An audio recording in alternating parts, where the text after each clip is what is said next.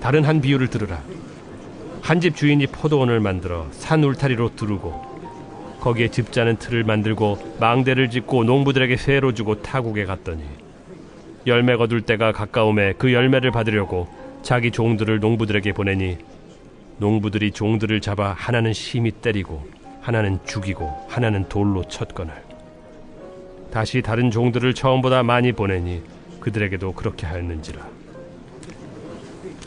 후에 자기 아들을 보내며 이르되 그들이 내 아들은 존대하리라 하였더니 농부들이 그 아들을 보고 서로 말하되 이는 상속자니 자 죽이고 그의 유산을 차지하자 하고 이에 잡아 포도원 밖에 내쫓아 죽였느니라.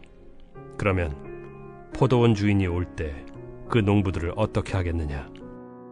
그 악한 자들을 진멸하고 포도원은 제때 열매를 바칠 만한 다른 농부들에게 새로 줄지니이다. 너희가 성경에 건축자들이 버린 돌이 모퉁이의 머릿돌이 되었나니 이것은 주로 말미암아 된 것이요 우리 눈에 기이하도다 함을 읽어본 일이 없느냐? 그러므로 내가 너희에게 이르노니 하나님의 나라를 너희는 빼앗기고 그 나라의 열매 맺는 백성이 받으리라. 이 돌 위에 떨어지는 자는 깨지겠고 이 돌이 사람 위에 떨어지면 그를 가루로 만들어 흩으리라. 대제사장들과 바리새인들이 예수의 비유를 듣고 자기들을 가리켜 말씀하심인 줄을 알고 잡고자 하나 무리를 무서워하니 이는 그들이 예수를 선지자로 알미었더라.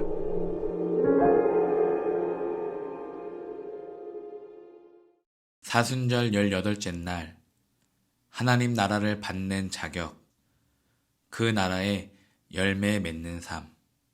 마태복음 21장 33절에서 46절입니다. 오늘 본문의 예수님은 계속해서 대제사장과 장로들에게 비유를 가르치시고 질문하시며 스스로 깨닫게 하십니다. 어제는 아버지와 아들의 관계로, 오늘은 주인과 종의 관계로 말씀하십니다. 비유 속에 악한 농부를 들어서 말씀하시길 너희의 권위가 하나님에게서 주어진 것이다. 너희는 하나님을 오해하였도다. 너희는 권위를 가지고 사람을 죽이는 데 사용한다. 너희에게는 하나님의 심판이 있을 것이다. 라고 말씀하십니다. 사랑하는 성도 여러분, 농부들이야말로 무슨 권위로 청지기와 아들을 죽일까요? 그들이 갖고 있다고 생각하는 권위는 아버지가 주신 권위가 아닙니다. 아버지의 권위는 사람을 살렸는데 농부들은 자신이 포도원의 주인인 양 사람을 죽이는데 그 권위를 사용했습니다. 농부들의 열매를 보십시오. 요한복음에 도적이 오는 것은 도둑질하고 죽이고 멸망시키는 것이라 말씀하셨는데 농부들의 모습이 딱 그러합니다. 그러므로 43절에 너희는 하나님의 나라를 빼앗기고 열매 맺는 백성이 하나님의 나라를 받으리라. 그러니까 하나님의 나라는 권위로 들어가는 게 아니라 열매로 들어갑니다. 열매가 무엇입니까? 어제 본문의 순종입니다. 아버지의 뜻대로 하는 것이 곧 열매입니다. 열매는 나의 행함과 경건이 아닙니다. 아버지 뜻에 순종했을 때 아버지가 맺어주시는 것입니다. 그런데 농부는 자기가 열매를 맺으려고 노력했죠. 대제사장과 바리새인들은 그 열매가 자신의 권위라고 착각하여서 하나님 나라에 들어갈 수 있다고 스스로 믿었습니다. 그러므로 무서운 말씀입니다. 성도는 직분과 권위로 하나님 나라에 들어가는 것이 아니라 아버지 뜻대로 살아야 하나님 나라에 들어간다는 것입니다. 나는 교회도 마찬가지입니다. 여러분들이 악한 농부처럼 사람을 죽이는 일에 열심히 한다면 여러분도 버린 돌이 될 것입니다. 우리가 아니어도 나눔교회는 전혀 새로운 사람들로 가득 차고 그들이 머릿돌, 우리는 버린 돌이 될 것입니다. 다시 말해 나눔교회는 제때의 열매를 바칠 만한 다른 농부에게 줄 것입니다. 우리가 열매가 없으면. 그러니 얼마나 무서운 말씀입니까? 너희는 빼앗기고 그러므로 열매를 맺으십시오. 성전의 열매는 기도하는 것입니다.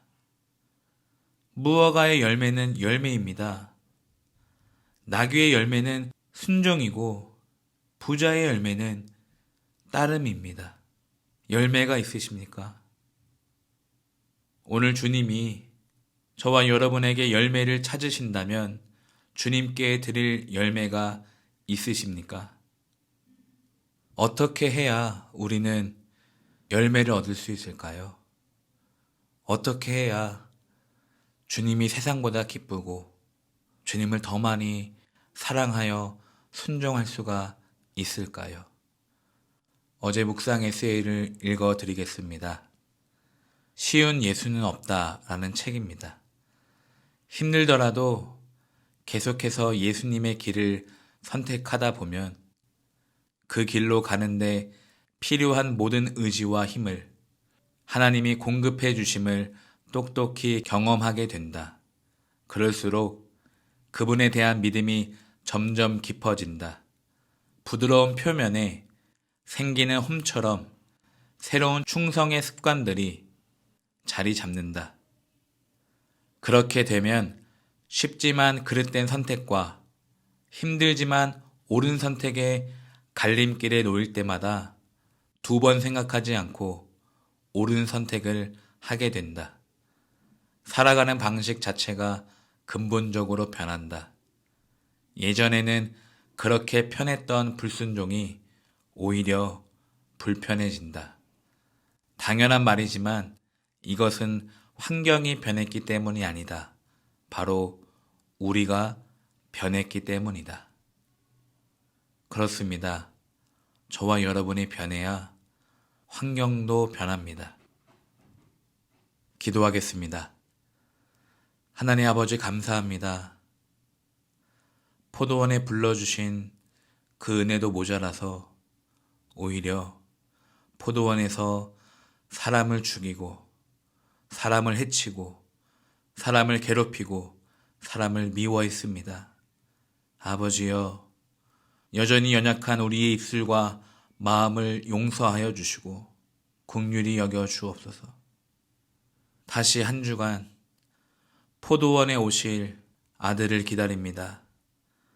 아버지가 보내시는 아들께서 이 포도원을 가꿔 주시고 내 인생조차 은혜 주실 그 아들을 기다립니다.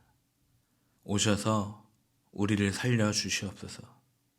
우리 속에 악한 생각, 악한 마음 제거하여 주시고 오로지 주님을 기쁘시게 하는 선한 농부가 되게 하여 주옵소서. 예수님 이름으로 기도드립니다. 아멘.